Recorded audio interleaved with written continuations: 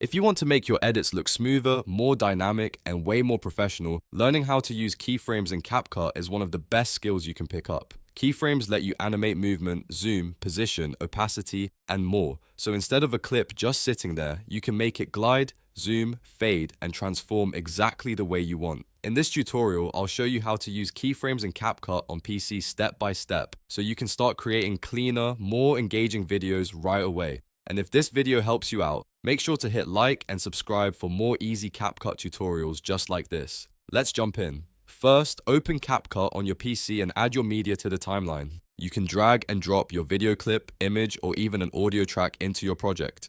Once your file is in the timeline, click on the specific clip or asset you want to animate so it becomes highlighted. This is important because CapCut only shows the keyframe controls when the correct element is selected.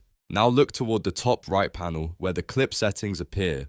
Under the Video tab, then Basic, you'll see several controls like Position, Scale, and Opacity. Next to these settings, there is a small diamond icon. That diamond is your keyframe button. This is what tells CapCut where your animation should begin and where changes should happen over time. To create your first keyframe, move the playhead on the timeline to the exact point where you want the animation to start. Once you're at the right spot, click the diamond icon next to the setting you want to animate.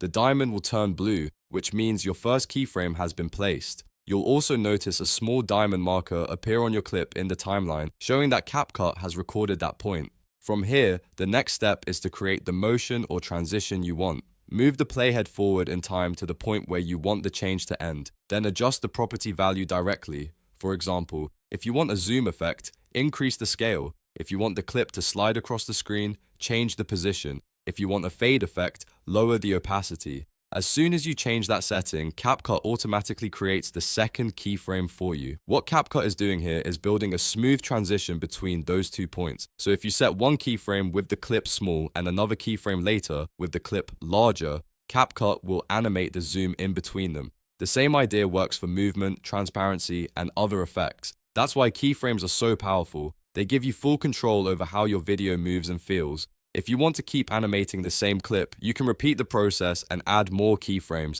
Just move the playhead to a new point, adjust the setting again, and CapCut will keep building the animation path.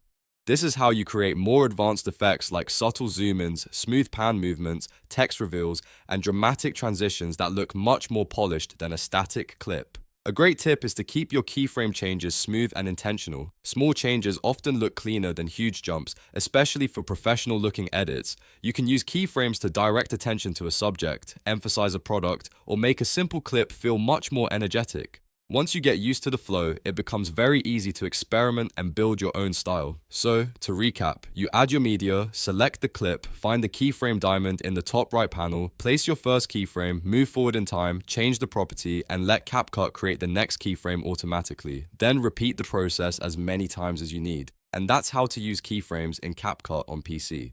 If this tutorial helped you, don't forget to like the video, subscribe to the channel, and turn on notifications so you don't miss the next CapCut editing guide. Thanks for watching, and I'll see you in the next one.